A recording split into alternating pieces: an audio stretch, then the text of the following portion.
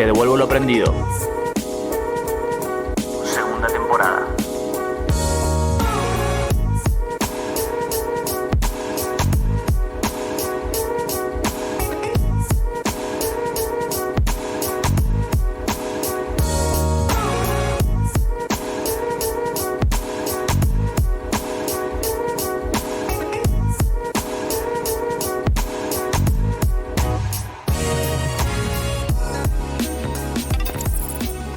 Hola, bienvenidos a nuestro podcast Te devuelvo lo aprendido. Yo soy Silvia. Y yo soy Cris.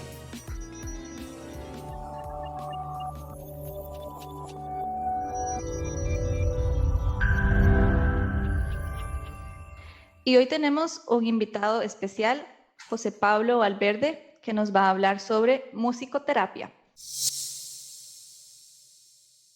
Hola, ¿qué tal? Mucho gusto. Es un gusto estar acá. Muchas gracias, José Pablo, por el tiempo, primero que todo, por tu disposición.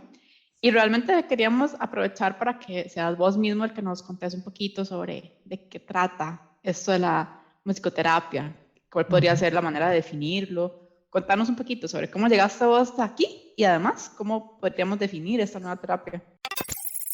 Bueno, tal vez contarles que la musicoterapia es, en primer lugar, una disciplina. No es una técnica como usualmente se considera. Es decir, no es que hay que poner música, es hacer musicoterapia, ¿no? Sino igual que la psicología o que la terapia física o que la terapia del lenguaje, son disciplinas que se estudian y que tienen su objeto particular y su profesional encargado. A ver, tal vez para hacer un paralelismo con la psicología, no es que hablar con alguien es hacer psicología o que lavarse los dientes es hacer odontología. No. A ver, son tal vez quehaceres del oficio, pero hablamos todos, siendo psicólogos o no, ¿verdad? La psicología como tal es una ciencia que tiene su objeto de estudio o sus varios objetos de estudio y hay profesionales graduados que pueden ejercer, o más bien que para ejercer se necesita graduarse de la carrera. Lo mismo ocurre con la musicoterapia. La musicoterapia no es solamente poner música, no es poner música para relajar y ya. Es toda una carrera que, por ejemplo, en mi caso, yo la estudié en Argentina, fueron 4 años con título de licenciatura, pero que hay otros países como España, Estados Unidos, Canadá, Francia, Italia, etcétera, que lo tienen a nivel de maestrías o doctorados, ¿verdad? Ya como especialización. ¿Cuál es la diferencia? Por ejemplo, que en Argentina alguien sale del cole, entra a la carrera en la universidad y se gradúa directamente de musicoterapeuta. Tal vez en Estados Unidos puede haber alguien de educación musical, o alguien de psicología, o alguien de enfermería, y estudian la especialidad, o sea, la maestría. En tal caso, igual pueden ejercerlo, ¿verdad? Porque hay una especialización en el área. Eso sería lo primero. Lo otro es también decir que no hay recetas musicales. No es que la musicoterapia se trata de que uno estudia que si le duele el estómago, póngale la, no sé, novena sinfonía de Beethoven o tal cosa de Mozart. No existe una música por lo menos desde el enfoque que yo lo estudié y desde el que muchos colegas adhieren, sino que es algo que se construye, igual como en la psicología es algo que se construye entre la relación del paciente y el terapeuta o como se le quiera llamar. Es decir, no es que exista una palabra que uno diga, yo como psicólogo, haciendo el paralelismo, tengo la palabra justa para sanar a esta persona y le digo X cosa. No, no hay universales en ese sentido. Se construye. Ahora, ¿cómo podría definirla? Bueno, hay una Asociación Mundial de Musicoterapia, es decir, es una carrera reconocida. Hay profesionales que se congregan cada creo que 4 años, hay un congreso mundial donde se presentan estudios y demás. Tienen una definición, digamos, oficial. A mí me gusta más la definición mía, que es la definición de coloquial. Yo la musicoterapia la entiendo como el uso de el uso de la música, pero entendiendo la música como el uso de sus elementos y sus posibilidades. Ahorita explico un poco más esto. Sería el uso de los elementos y las posibilidades que tiene el sonido o la música en función de objetivos que vayan, digamos, del lado de la salud. Es decir, en función de objetivos de salud, de promover la salud, de sanar ciertas cosas, de potenciar otras. Es decir, a diferencia de la educación musical, la música no es un fin. No se trata de enseñar a la persona a hacer música, sino es un medio. Es decir, ¿qué de la música me permite para trabajar tal área de salud con tal paciente? Entonces, elementos de la música o del sonido, pues el ritmo, la armonía, la melodía. Supongamos que tengo un paciente, y posibilidades, perdón, hacer música en grupos, relajar, improvisar, etc. Entonces, supongamos que yo soy un profesional que viene del área de la terapia física y estudio una especialización en musicoterapia. Y tengo un paciente que presenta una dificultad motriz o neurológica y que tal vez hay un ejercicio de levantar el brazo para arriba y para abajo. Eso lo puedo hacer así. O podría decir, bueno, no, propongámosle hacer un ritmo.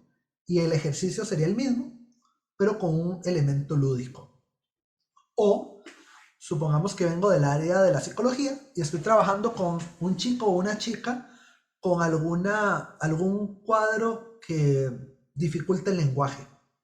Por ejemplo, trastorno del espectro autista muy profundo o retrasos mentales muy profundos que, digamos, hay difícil acceso a la palabra como tal. Digo, difícil que el chico diga, me pasa esto porque esto y esto y esto, ¿no? Pero puedo usar las posibilidades del lenguaje musical para trabajarlo ahí. Entonces se trabaja mediante principios de analogía. Por ejemplo, digamos que llegue un paciente el primer día, agarre toda la bulla, todo el volumen y todo. Yo podría entender que eso refleja algo de cómo es su vida interior, o un paralelo con su psiquismo, digámoslo así. E ir trabajando usando, gracias al lenguaje de la música, porque la música es un lenguaje también. Entonces, puedo entender que hay una analogía entre eso que suena y su proceso, digamos, interno. Que con el trabajo de varias sesiones, de repente, no sé, noto que su discurso musical es un poco más ordenado. Pero no porque yo le enseñé a ordenarlo, no porque le di clases de ritmo, no, sino porque internamente se empezaron a trabajar cosas que le permitieron irse ordenando, no solo en eso, sino en otras áreas de su vida, y ese es el reflejo, digamos, esa es como la prueba, por decirlo de una manera. Entonces, tal vez sea muy amplio de explicar lo que es musicoterapia, como es amplio de explicar lo que es psicología, y también entender que hay musicoterapias como hay musicoterapeutas también, ¿verdad? Digo, cada profesional además se especializa en diferentes áreas. Yo tengo colegas que trabajan solo con niños, niñas, otros solo con adulto mayor, otros solamente, digamos, con autismo, otros en realidad con duelo, es decir, en esta enorme rama, otros en lo social, es decir, en comunidades. Entonces, también es muy difícil de dar una única explicación, porque también depende de en qué se trabaja. Entonces, yo diría más cómo utilizar la música como medio para trabajar cosas relacionadas a la salud. No al aprendizaje, sino a la salud. Sí, sí, es súper amplísimo, ¿verdad? Ahora que decías la salud, o sea, entonces engloba todo lo que es salud, engloba salud mental, engloba salud física, digamos, Claro. síntomas físicos inclusive, se pueden tratar con musicoterapia. Sí, ahí ya va a depender también de la especialidad del musicoterapeuta, es decir, por qué rama quiera irse, porque no es lo mismo tal vez un musicoterapeuta con un enfoque sistémico que con un enfoque neurocognitivo. Digamos, tal vez se relacionen, pero son campos de trabajo muy distintos y también patologías muy diferentes que se ven y enfoques muy diferentes de ser humano, por ejemplo, de cómo entendemos a la persona que tenemos delante o en qué nos focalizamos de esa persona. Digo, entendamos que el ser humano es un conjunto de un montón de cosas, espiritual, físico, biológico, social, digo, es complejísimo, somos complejísimos. ¿Qué es lo que yo voy a ver de ese montón? ¿Cuál es el puntito que yo voy a ver, digamos, sería? Entonces, eso sí depende. Hay musicoterapeutas que se van más a lo físico. También entender que el trabajo en salud, me parece a mí que hay que entenderlo interdisciplinariamente, es decir, uno no puede trabajar solo. Siempre es mejor el trabajo en equipo. Digo, equipo puede ser médicos, terapeutas, o equipo puede ser también, no sé, un pastor, digamos, si alguien quiere trabajar desde el lado de lo espiritual, o digo, pastor o consejero, o no, alguien que... Es decir, siempre en equipo es mucho mejor. Y también que es salud, ¿verdad? Digamos, porque, por ejemplo, tengo colegas que trabajan en cuidados paliativos, donde uno podría decir, bueno, pero ya la persona está, y entre comillas, abro comillas, ya qué se va a hacer con esa enfermedad, ya no se puede quitar, o, ¿verdad? También, ¿qué entendemos por enfermedad? ¿Verdad? Porque entonces, digo, ¿no? También aquí hay que ver de trabajar con el bienestar, ¿no? Digo, puede ser que la persona que esté en una fase terminal de una enfermedad, pero eso no es motivo de decir aquí no se puede trabajar salud, aquí todavía se puede trabajar salud. Ahora, ¿qué nos vamos a centrar como salud? En que tenga sus últimos, digamos, instantes de la vida con calidad de vida. Eso es salud, por ejemplo. ¿Verdad? Entonces también, ¿cómo la pensamos? ¿Cómo pensamos la salud?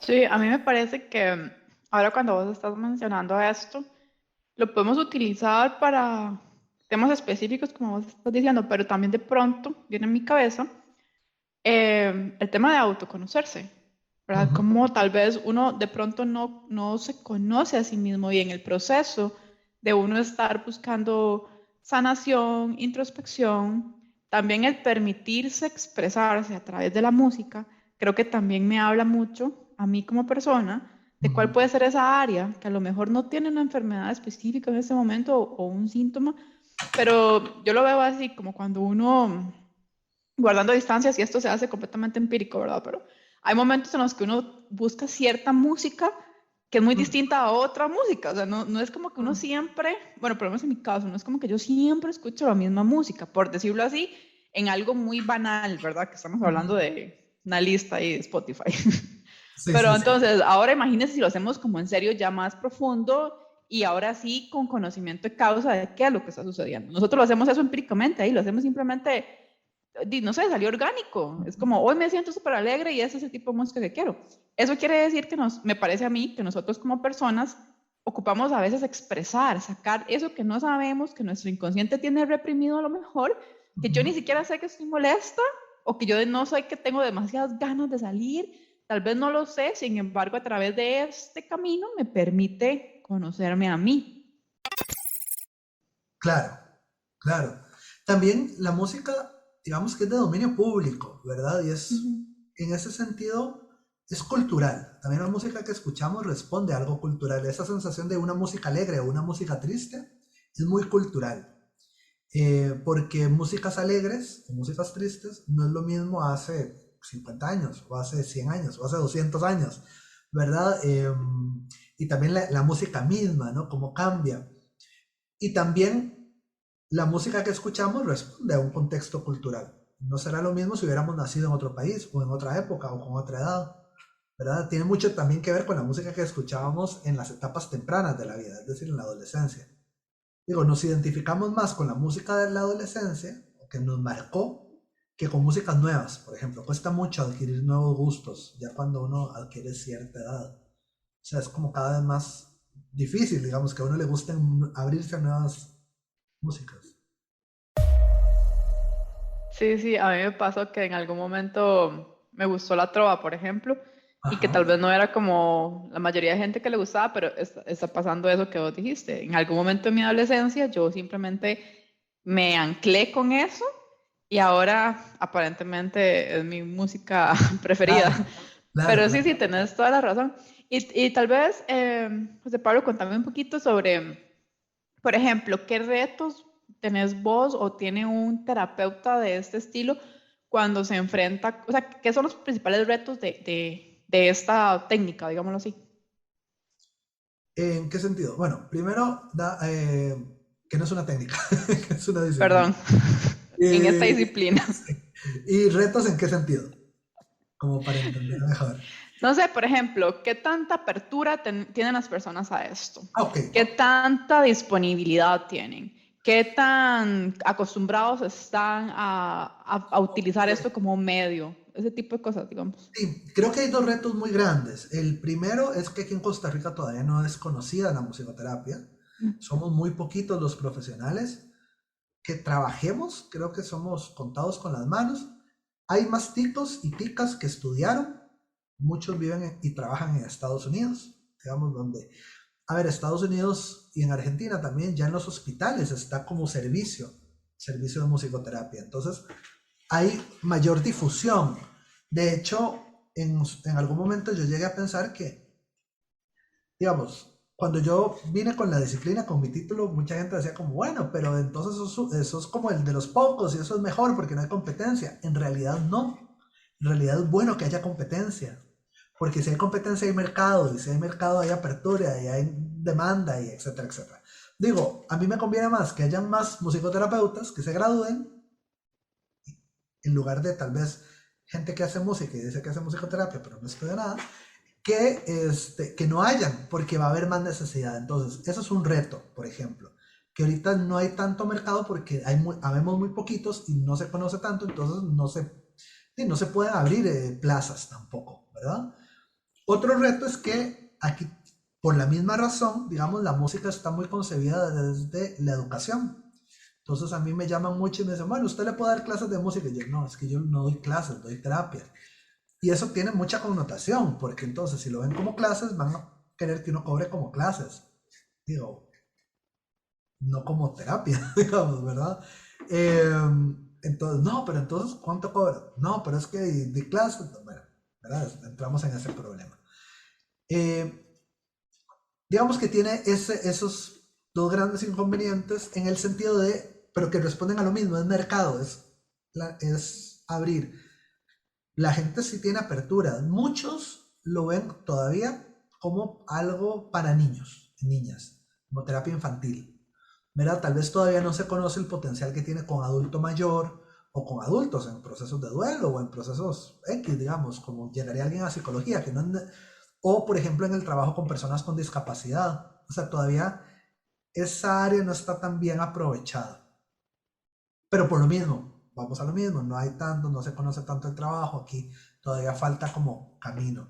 Y eso que la musicoterapia ya a nivel mundial lleva más de 50 años, digamos, de haberse gestado como carrera, como, digamos, de que hay, no sé, universidades que le imparten. La universidad donde yo estudié la tiene desde hace 50 años la carrera, por ejemplo. En Argentina. Sí, es un recurso accesible. Hacernos responsables de nuestra salud mental y proceso evolutivo es una gran muestra de amor propio. Caminos hay muchos, lo que importa es que encontremos el método que más resuene con nosotros y que hagamos caso al llamado de nuestra alma. Somos Silvia y Cris y queremos acompañarte en este viaje.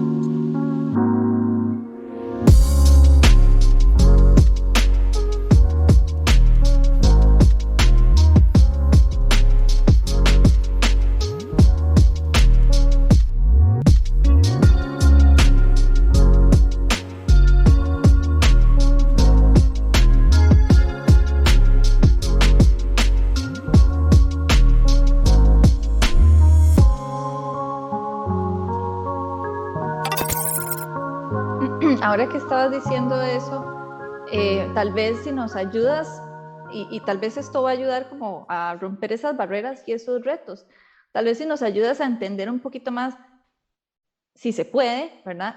¿Cómo es una sesión de musicoterapia? Como para que la gente entienda, ok, sí, no es que viene con el piano y empezamos a tocar estrellita, ¿verdad? O sea, ¿qué pasa? Y yo sé que probablemente, como decías, no es una receta para todo el mundo, ¿verdad? Pero ¿qué pasa en una sesión de musicoterapia? Cambia mucho, ¿verdad? Cambia mucho de acuerdo al paciente, a lo que trae a la sesión. Y también al musicoterapeuta. Aquí yo creo que habría que hablar de musicoterapeutas. Tengo colegas que les gusta planificar las sesiones. Es decir, que ellos hacen un esquema previo de hoy voy a trabajar esto y esto y esto con este paciente. Digamos que tal vez responde más a un enfoque cognitivo, por ejemplo. Otra postura que es la que yo adhiero, y esto, aclaro, no es ni mejor ni peor, cada una tiene sus ventajas y sus desventajas. La mía es trabajar con el emergente, es decir, ver qué pasa en esa sesión. Y a partir de lo que pasa, uno va sacando como herramientas de las que uno trae. Cada una tiene sus ventajas y sus desventajas, son estilos. Llegar con cosas armadas, digamos, o previas, permite un planeamiento, permite tener como el kit que uno va a ocupar, permite no improvisar. Trabajar con el emergente muchas veces es, no se me ocurre nada, otras veces es, ¿y ahora qué hago? Pero permite, por ejemplo, que el paciente se exprese en ese momento, digamos, improvisadamente. Es decir, cualquier camino que uno elija es perder el otro, ¿no? Entonces, en ese sentido, como te digo, tampoco podría haber una única manera de dar terapia. Hay, por ejemplo, colegas que graban las sesiones porque ellos dicen que como lo musical no se puede escribir rápido, como un psicólogo que tal vez transcribe, prefieren grabarlo y analizarlo después. Otros, que es mi postura, es, no, yo no voy a escuchar todo después porque lo importante es de eso que suena, lo que a mí me surge en el momento de trabajar. Así como uno tampoco transcribe al dedillo las sesiones en psicología. Digo, creo que sería una locura transcribir cada sesión con puntos y comas, ¿no? No te da el tiempo. Sí, más lo que quedó, digamos, en el momento. Ajá, es más lo que quedó y lo que uno pudo capturar de eso, ¿no? Pero sí, digo, creo que sería más a partir de, en mi caso, de esos emergentes. Ahora, cuando lo he trabajado en grupos, por ahí propongo objetivos. Por ejemplo, bueno, vamos a hacer una canción. Entonces trabajamos diferentes sesiones en pos de eso. En una hacemos la letra, en otra ideas de música, etc. Ok, eso me da para la siguiente pregunta, porque yo me confieso que nunca he hecho una sesión de musicoterapia. Entonces, ahora yo pensaba, ok, ¿cómo es la cosa? Llega José Pablo con los instrumentos y entonces vos empezás a tocar o poner la música ahí en un reproductor y entonces yo me acuesto y, ¿verdad? Y ahí voy sintiendo las cosas. O es que la persona, el paciente está más activo, ¿verdad? Y entonces vos le pones a la persona a que cree los sonidos y todo eso, o son las dos, o uno tiene que tener conocimiento en música, ¿verdad? ¿Cómo funciona eso? A ver, dentro de la disciplina hay muchas técnicas. Entonces, hay algunas que es improvisación, otras creación de canciones o análisis de canciones. Entonces también depende. Por ejemplo, yo he trabajado en algún momento proponiendo, digamos, le pregunto a un chico, ¿vos qué querés hacer? Entonces recuerdo un chico que creó una canción muy interesante, por cierto. Otros se inclinaban más por la improvisación. Sí considero que hay que saber música porque hay que dominar el lenguaje sobre el que uno trabaja. Así como si alguien hace arte terapia, pues tendrá que saber que no es lo mismo un pincel que crayolas. Digo, porque el material cambia, o arcilla que plasticina. Hasta los terapeutas de niños, creo que tenemos que saber eso. No es lo mismo un chiquito que agarre un pincel o que pinte con la mano. Son lenguajes muy distintos, igual que en la música. No es lo mismo agarrar un tambor que un piano. No es lo mismo tocarlo de una forma que de otra, ¿verdad? Entonces sí hay que saber, pero no para enseñar. Musicoterapia no es dar clases de música. Es sino, digamos, podríamos decirlo, no importa que la persona cante afinado o desafinado, lo importante es que cante. O sea, ¿y qué dice a través de eso que canta, por ejemplo? Tal vez resumiéndolo así. Es decir, puede agarrar un instrumento y lo importante no es que lo toque a tempo o bien, entre comillas, sino que de la salud trabaja con eso que está haciendo. Es un tema principalmente de interpretación, me parece a mí. Más allá de calidad de lo que se está haciendo, es la capacidad del terapeuta de interpretar todo lo que está surgiendo en esta sesión. O de medio, de cómo eso le sirve como medio a la persona. A veces ni siquiera hay interpretaciones, porque por ejemplo, digamos, con una persona con tal vez un retraso cognitivo, uno, digamos, no le va a devolver una interpretación de, hey, mira, eso que tocaste, ¿verdad? Pero sino, ¿qué le sirvió? ¿Cómo eso le sirvió para transmitir algo, una idea, un malestar, ¿no? O sea, o que le dio lugar, por ejemplo, tal vez esa persona no creía que era capaz de hacer tal cosa y se vio siendo capaz de hacerlo y entonces eso ya le da un lugar diferente. Por ejemplo, o sea, no siempre todo pasa por la interpretación, sino muchas veces es como esas otras posibilidades. Digamos, esto que viene lo veo más como desde el lado mío, de mi área, por ejemplo, de Reiki o de trabajar con la energía. Yo he notado que hay gente que tiene como bloqueos, ¿verdad? A nivel de energía, le llamamos que tiene pues un chakra bloqueado o demás. Eso también puede ser un tema que se puede tratar, no sé, alguien que esté pasando un duelo no se puede expresar, alguien que se le ha detectado que tiene un enojo hacia su pareja y no lo puede sacar. O sea, ese tipo de cosas que, por ejemplo, de mi lado yo veo más seguido, una terapia que se puede complementar podría ser esta. Sí, sí, sí, correcto. Digamos, y muchas veces no tiene que tener una razón de uno llegar y decir, toqué esto y con esto significó que superé el duelo. No, muchas veces alguien, y nos pasa, de repente toca algo y en la sesión siguiente dice, no sé qué pasó, pero ya me siento mejor y ya no pienso en la persona. Yo no. Y eso es lo que se ocupa.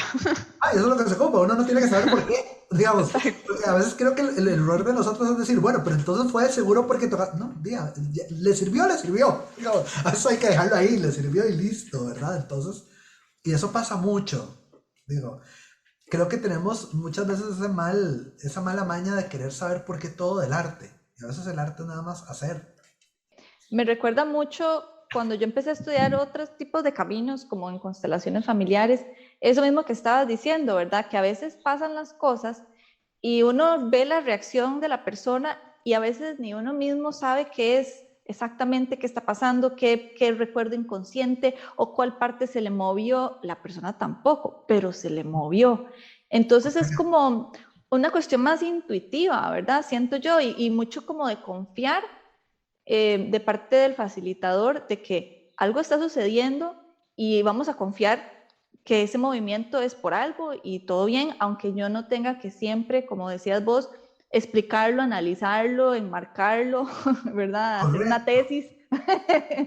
Hay un cuento muy bonito de esto, no me lo acuerdo bien, lo voy a parafrasear malísimo, de un cien pies que le gustaba bailar y que entonces, hasta que alguien le preguntó cómo hacía para bailar, entonces cuando le tocó pensar qué pie movía dejó de bailar, digamos, no lo logró, ¿no? Y es eso, muchas veces, es como hacerlo, no pensar por qué lo hago y qué tengo que hacer, ¿no? Sí, porque entonces ya nos ponemos a pensar y ya nos frena.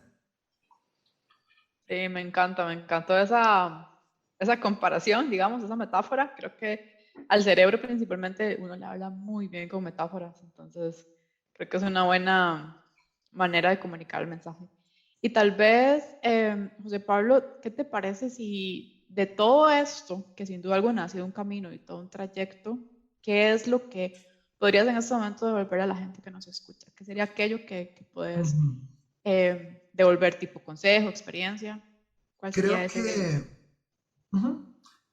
bueno, lo que a mí me sirvió personalmente y lo devuelvo y se lo devuelvo mucho a las personas que trabajan con arte es buscarle esa vuelta de cómo usar el arte en pos de la salud. O sea, cómo podemos ser agentes de salud por medio del arte, sea la música, si alguien estudió teatro, cómo puede usar ese teatro para mejorar procesos de salud, si alguien estudió pintura o artes plásticas, cómo usar esas artes plásticas, si alguien estudió arquitectura, cómo sus diseños pueden responder a la salud. Es decir, el arte en general, cómo lo podemos utilizar en beneficio de la salud, ¿verdad? Creo que ese sería, no sé si consejo, no sé si comentario o qué, pero animar a que lo hagan, digamos, a que ya que tienen esa herramienta, ya que tienen entrenamiento en ese arte, cómo además podemos agregarle un componente de salud.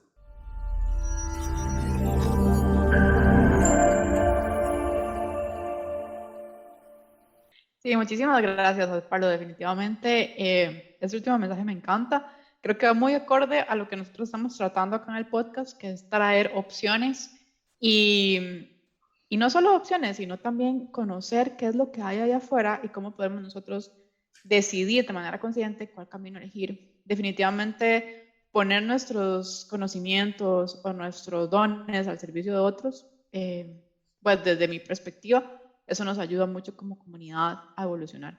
Entonces sí, me encanta mucho tu mensaje. Y tal vez, José Pablo, no sé si querés compartir, si alguien quisiera contactarte o seguirte, si tienes redes sociales o sí, algún claro. medio. Pueden visitar en el Facebook, que está como Dr. José Pablo Valverde, Perdón por ahí el doctor. Y, y en Instagram es la página resonar_mt, que es como el proyecto de musicoterapia. Excelente, entonces, de verdad, muchísimas gracias por el espacio, gracias por traer este tema que siento que hace falta, como estabas diciendo, en muchos países que todavía no se ha explorado y ustedes, los que van y estudian y traen el conocimiento, es como que van abriendo el camino para el resto. Y como vos decías, ¿de qué manera podemos utilizar el arte de una manera para ayudar al servicio de la salud, de la comunidad? También es algo que me encanta porque el arte es algo no solo muy hermoso, sino que la gente también lo ve como es solo mío y en realidad es de todos y tiene muchísimos más beneficios de lo que nos imaginamos. Entonces, de verdad, muchísimas gracias. A ustedes por el espacio. Entonces, con esto nos despedimos por hoy y los esperamos en nuestra próxima cápsula de Te devuelvo lo aprendido.